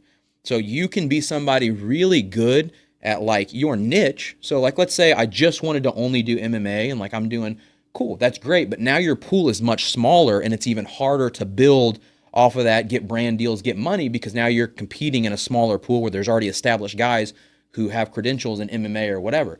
So your best bet is like a new creator is to think about relatability in all aspects. So if somebody doesn't know anything about jiu-jitsu or MMA, they see like my biggest video right now is like 44 million, 43 million, something like that. And it's me going up behind Jarrett Bond and choking him out in the office while he was literally having a conversation with another worker. Like they were like, it was not scripted. It was not planned. He was having a conversation. I saw him sitting there. I was like, oh, I'm going to grab, and I wasn't even planning on this was just us messing around like we do. And I grabbed him, and like, I wasn't trying to fully choke him out. I was letting him work, and we're moving around and like having fun.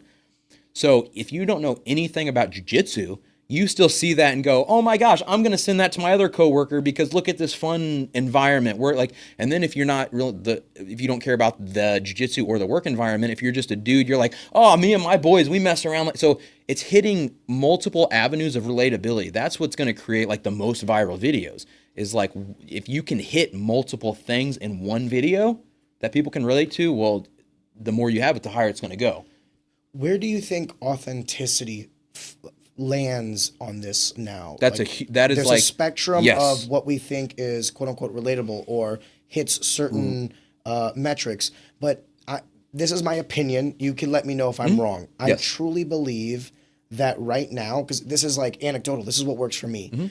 When you're selling a product, it's no longer like Bud Light, here's it's more like the authentic, like if I follow someone and I trust them.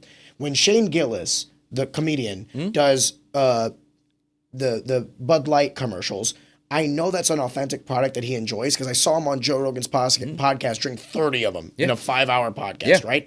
Yes, he got paid for it. Yeah. Yes, it's a sponsorship. Yes, it's marketing and business. But this is a product that he would have consumed regardless. Yeah.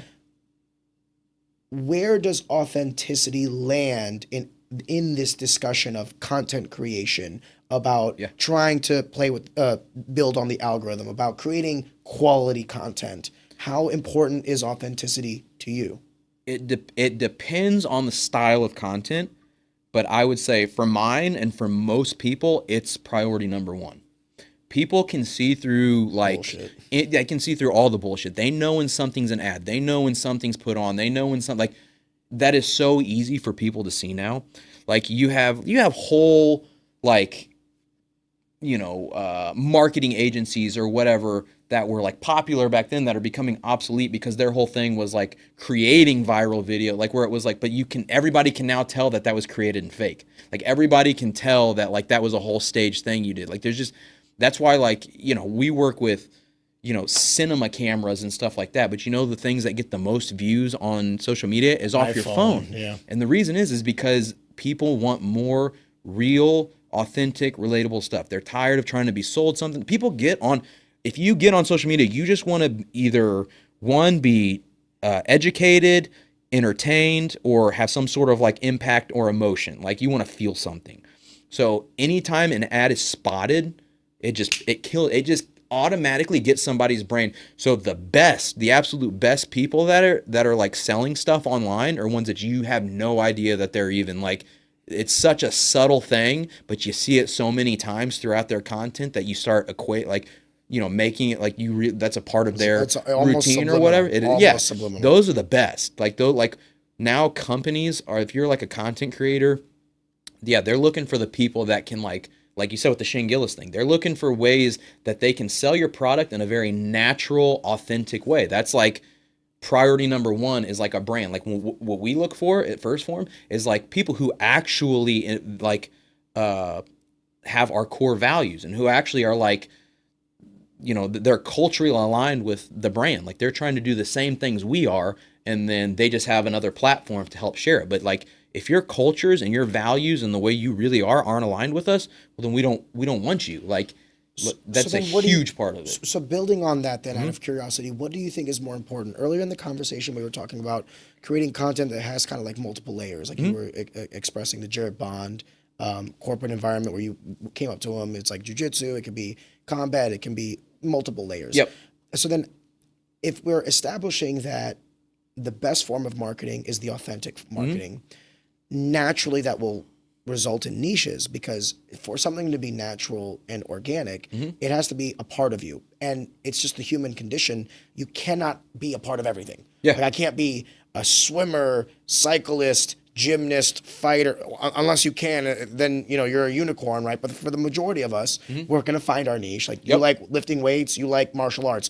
I'm not going to see an ad for you in figure skating, right? Yes, so that market is cut off to you. But the argument can be made that it's probably for the best because you wouldn't be able to create authentic content with that anyway. So I guess my thing now is like there's this scale between I want to create content that's like universal so that I can get the most amount of engagement, the most amount of metrics, quote unquote. However, I have to also kind of rely on my niche because I need to be authentic. Those are kind of at odds with each other because like on one side, you're kind of actively limiting yourself, while on the other side, you want to amplify yourself. How do you debate this, like that internal dialogue of like what to do, when, how? Yeah. So starting in a niche is a niche is definitely the best route. Like don't try and please everybody and everything. So you start with something, and then what happens is you branch off as it goes. And like you've got, I'm trying to think of like a good example of even like if you look at the MMA industry, like Mighty Mouse was a good one. But like Conor McGregor was a good example of, he started in MMA, but he transcended it because, and this is a huge part of like anybody who's trying to be a content creator on social media, or even an athlete who's trying to get paid, personality. Like, dude, I wanted to like just beat my brains out with how many fighters I've had conversations with where I'm like, you have got to get on social media and you have got to show your personality. These companies, they want characters. You can be one of the best fighters out there, but if you're dull, if you're not a character, you're not marketable. So unless you're like Khabib or John Jones and you're literally beating every single person every time, then you have to have a personality. And even then, like, you're going to make more, even if you're doing that, you're still going to make more if you have a personality. And like, that just blows my mind how some people don't understand that part of social media. It's like, it's in the fitness industry. So like, we do. I don't think it's that they don't understand it. I don't think they all do. The problem is maybe they lazy. just don't have it. No, they're lazy. They're lazy. I think there's a multitude of factors. I think they could be lazy. I think some people just don't have it. Like, you want to know who the poster boy for not having a personality is? And still being able to like be authentic, and that authenticity is your personality. Alex Pereira, the dude literally Fedor says, Emelianenko. Yeah, he was just. He'll just sit there and be like, raise his hand, and Russians are gooning themselves. Right. You know what I mean? So like Alex, he's knocking people out. He's lost some fights, but his personality is the stoic. Yes, he's the stone face, which is how Fedor was. But that's the authenticity. So, like, while Correct. I agree with everything that you said, I do think it is a lot easier if, like, you have that character and you are being your authentic self, right? Or maybe you're being authentic, but just amplifying it, going from a 7 to a 9, right? Then there is the outlier, like an Alex Pereira, where it's like, no, this guy is just cold, and the meme is the fact that he looks like a Stonehenge and he's got rockets for hands. Here's the difference, is Alex started becoming popular mainstream when he started winning in the UFC. He wasn't some nobody content creator with no followers who just started posting. He was big there, and then that's what got him. The UFC platform got him there. If he was never in the UFC or doing he wouldn't. Nobody would give a shit. You're right. It was the same with Khabib. If Khabib was never in the UFC, like, he wouldn't have however many millions of followers he has on there. So what I'm speaking to is these content creators who are new or low or whatever. Like, you got to show your personality. You have to give something. And we deal a lot with the fitness industry. We're a sports nutrition company. Sports apparel, that type of stuff. It's like, so athletic stuff, fitness stuff. And now, like, it is not enough just to have a good body. Do you know how many people who are super shredded or super jacked are posting online now? Cool. Dude, it goes back to the thing I was saying earlier about AI. Yeah. You could even do. Dude, yeah, you could even say that. Pretty soon, it's not even going to be about that, because you're not going to be able to be perfect, symmetrical, and all these things. Right. So if you don't have a personality and a community, that's another aspect of it. To be able to engage with people, to talk to people, go out and show yourself. Like, some of these guys that get real popular on social media and like these streamers. That's one thing with streamers right now. What are they doing? They're going out in public and they're streaming live with all these people. So they're real. It's live. That's why streaming is so popular, because it's live and it's authentic and it's real, and what's happening is happening now, and people are seeing it. And you can interact. Yeah, they're interacting with you. You're not there, but you feel like you are. Yeah, that's why live is so popular now. Yeah. And like I said, these guys are going out in public. So that is what is going to separate content creators from here on out. And like, that's what's going to get, it's easy. Like, it's not like, I wouldn't say easy, but it's not super hard to get 50,000 followers now, even up to 100,000. That's not like a crazy feat these days. Like, sure, it's not easy, it's cool, whatever.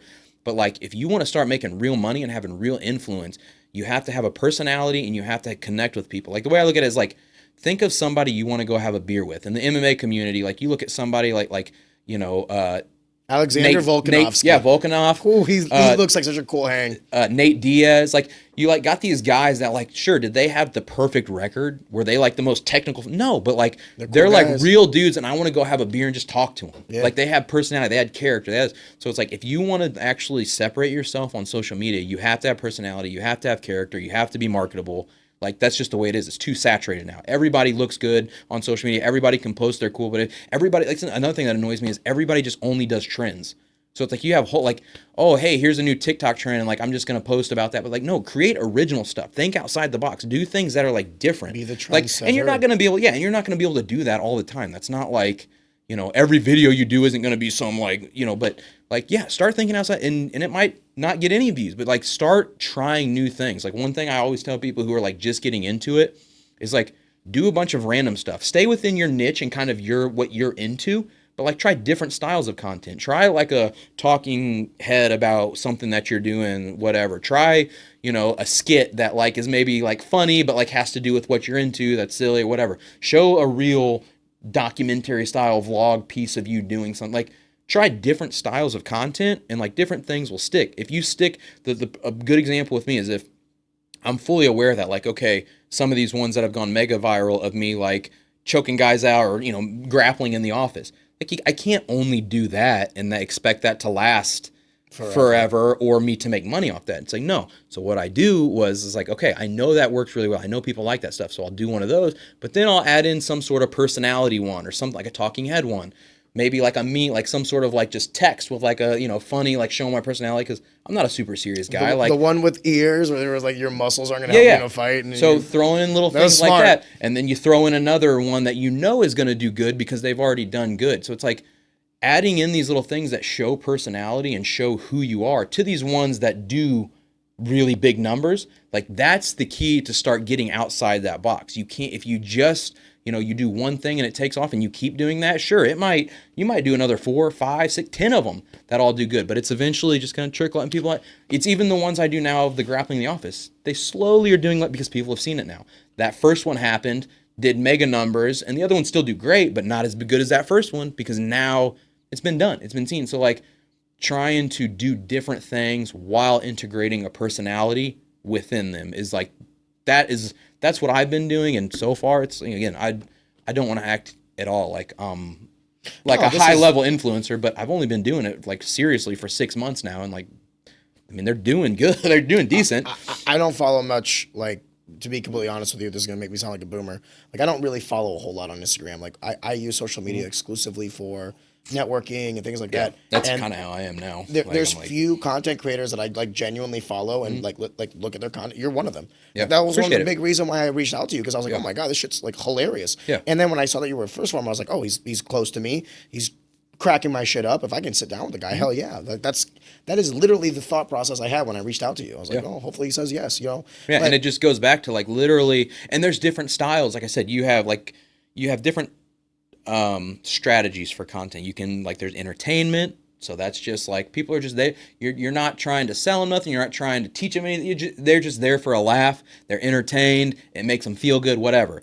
You have like educational stuff. So some people get on there, you know, and educational is getting harder on social media. So that's one thing I will say. If you're like a content creator who's trying to be educational, it is much tougher because now you have ChatGPT. You have all these things like where you have people who have already created a huge niche in that, like on YouTube or something, where if I want to learn how to change the brakes on my car, I'm just going to type that in on YouTube, see the first guy that has the most views, pop it, whatever, go do it. I don't care about following him. I don't care about like whatever. Educational stuff is, you know, it's a little bit harder to make. And then you have like impactful stuff. So that's like your emotional, like, you know, you'll see a lot of like the Hope Core reels, like you see a lot of like text with like the music and like there's a dude training, and they make you feel good. They make you get motivated. Yeah, that stuff's great. So you have that aspect too. And then, I mean, you have another aspect, which is like the shit talking drama, like, which to me, that's just a negative, like whatever. So you have those things within, and it's good if you can start trying to incorporate if you can start doing multiple of those, like, you know, within your own content, like where it's like the majority of my content is just entertainment. So I would like to get to the point where it's like, you know, I'm 34 years old. I've lived some life. Like, I've had certain things in life where, you know, I can maybe help someone. So I would like to start getting a little bit more into like a value of like helping. Value add content. Right. Helping. Maybe some educational stuff. Like if I ever want to get into the point where I am talking about like my experience with how I have done the whole like videography, editing, content creation stuff, like sure, there's a market for that. Right now, my main priority is just entertainment. Because right now, nobody cares who I am personally yet. But if you're entertaining and they see you enough, they'll start caring. So if you're creating content that's just keeping people watching, even if you're not even saying anything, once they see you so many times, they start to care. Then, you know, you start having people like, hey, I would like to talk to you on a podcast. I would like to know a little, like I see you all the time, but like I don't know anything about you. That's when you can start incorporating, you know, or for me, that's when I feel like I can start incorporating a little bit more of like value and stories and life experience. Right now, I'm just trying to entertain. Like I'm a Hoosier from Missouri, just fighting and grappling and having fun. And if it branches off, because that's another thing too, all the stuff I've been posting has just been for fun. Like, I'm not investing money into it. I'm not stressing about it. Sometimes I'll post 3 times a week. Sometimes I won't post for 2 weeks.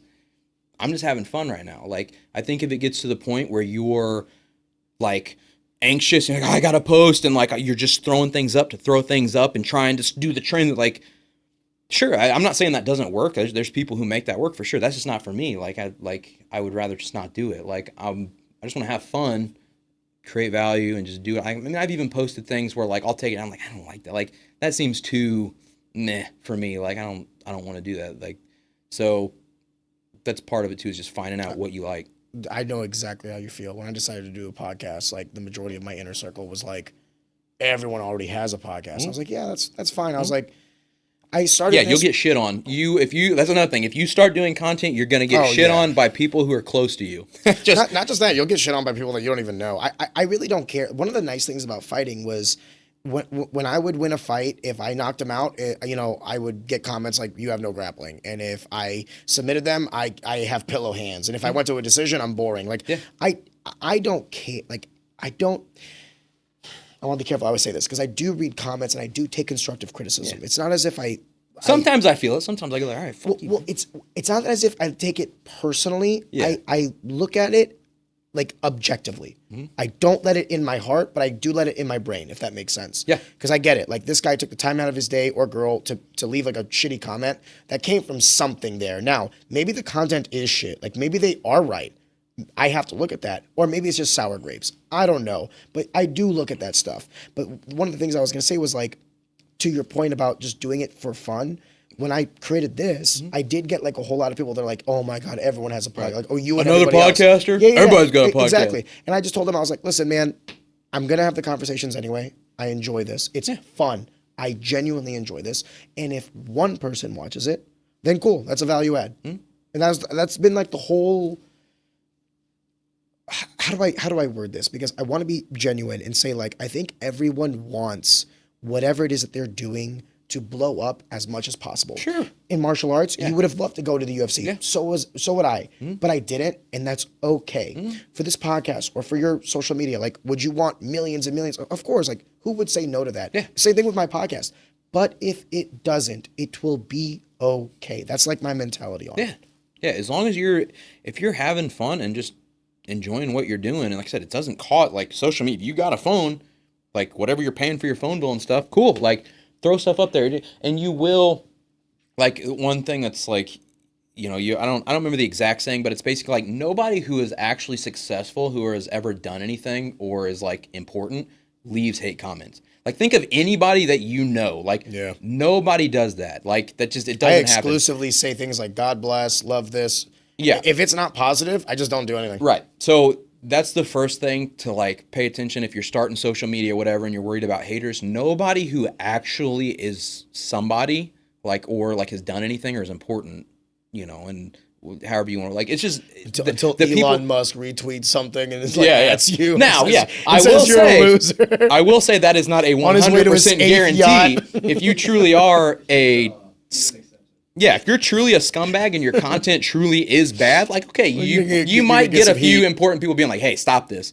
But like generally, you're not ever going to have that. And I think that's because that's one of the hardest things. Before, I've been in this social media world or whatever for, like I said, 4 or 5 years. I've only been doing my social media, my own personal stuff now. I think I created the account. Like I created a whole separate account just to start shit posting and throwing stuff on there. I think I created it maybe a year ago, and I've really only been even really paying attention to it and posting like 6 months. So one of the reasons that, like, as much as I would like to admit, I don't care what people think, there was definitely a side of me that didn't do it for a long time because I was like, well, like, people just think it's dumb. Like, people just I don't want to be that guy. I don't want to try and be something. Like, that was definitely in my mind. It wasn't like a super heavy thing, but it was there. So I think it's important for people to realize that, like, as long as you're not like, if you're going to go be another one of these, influencers or whatever who's just talking shit on other people's videos, don't do it. Stay out of it. Like, I'm tired of that. Everybody's tired of that. But if you're just genuinely doing something you like, it's not hurting anybody else, you're trying to create value, just do it. Like, and if somebody is talking shit on you, okay, like, every single, like, I have videos like that, like, even the grappling in the office, like, that's such like a fun, harmless, like just good fashion fun thing, there is still probably, I don't know, probably 100 comments that are just hate. Like, oh, you idiot. Like, you shouldn't have done it this, like, trying to, like, give you critiques. Or you've got guys who will go in there and be like, this is a workplace. You shouldn't be like that. You just want attention. Like, it does not matter what you do. Like, Mother Teresa had haters. Like, whatever you do, you're going to have people talking shit. And I said, if it starts weighing out where like 80 to 90% of your comments are like, yo, take this down. Then maybe there is a level of self-awareness. Like, that's another thing people skip past. They just say, just do whatever and don't care what anybody. No, you should care a little bit what people think. You should have your own like govern or self-awareness to where it's like, okay, maybe this wasn't good. Maybe I should hold back. Like, there are certain aspects that you do have to look at. So it's not, there is nuance to it. Like, you can't just, like fuck off. But there are some people that have made, I mean, we're seeing a surge now in like super crazy extremist views that were at one time were thought crazy extremist views that now are like some mainstream stuff because they stuck with it and did it. So it's like, even that sometimes works. There's not really a guarantee on any of it. Like, just do whatever and enjoy it. Brother, I appreciate you coming down. I had an idea of what the conversation was going to be like, and it was that and more. I appreciate you kind of telling me a little bit about your youth, and I didn't think we were going to talk about 12-year-old to 20-year-old, and your transparency has been very helpful in understanding more about you. So I wanted to say thank you. Yeah, no, I appreciate it, man. I hope this is what you thought it was going to be. Yeah, no, this was cool shit. Like, I mean, I'm not doing the podcast circuit or anything. So like to be able to come and just chill and talk, like, that's cool, man. You're very good at just talking and like keeping it a real conversation. Like, you talked about authenticity and like, being real. Like, the way we were talking was real. Like, I didn't feel like this was like a, hey, like, what do you think? Like, it was genuine. It was genuine. I try. And luckily for me, I've got like 100-something episodes now. So like, I've had a lot of practice. Yeah. I will say, Joe Rogan once said this about like podcasting, and he's absolutely right. He's like, it is exactly as easy as you think it is, only it's a lot harder than you think it is. Like, anybody can do this. Mm-hmm. Like, anybody can make content. Anybody can do a podcast. Anybody can do all this stuff. But there is something to be said about like the progression of like repetition. Like, I'm better today than I was a year ago. And I think there's something to be said about that. Yeah. So, dude, before we call it a close, is there anything else you wanted to shout out, get off your chest? Fuck you, Jose.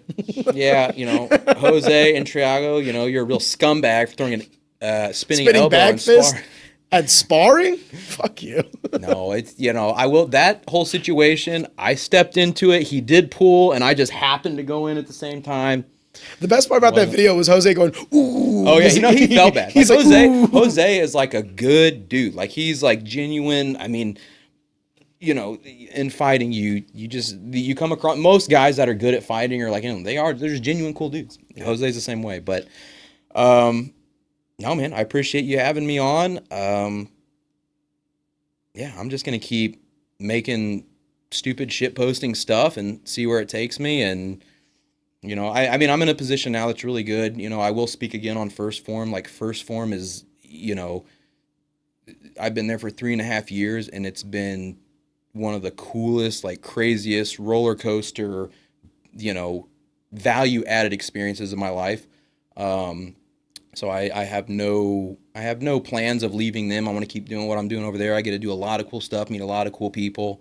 With the partnership with Form Energy, Anheuser-Busch, Dana White, like, the next 2-3 years is going to be crazy for us. So I definitely plan on doing that, but I still plan on just posting random stuff when I feel like it. If that takes off and I get some cool shit out of that, cool. But, I'm just going with the flow and letting God handle it and see wherever he wants to take me, he'll take me, I guess. God bless, dude. Yep. Brother, I appreciate you. Yeah, for sure, man. Thank you so much. That was fun. Thank you. Yeah.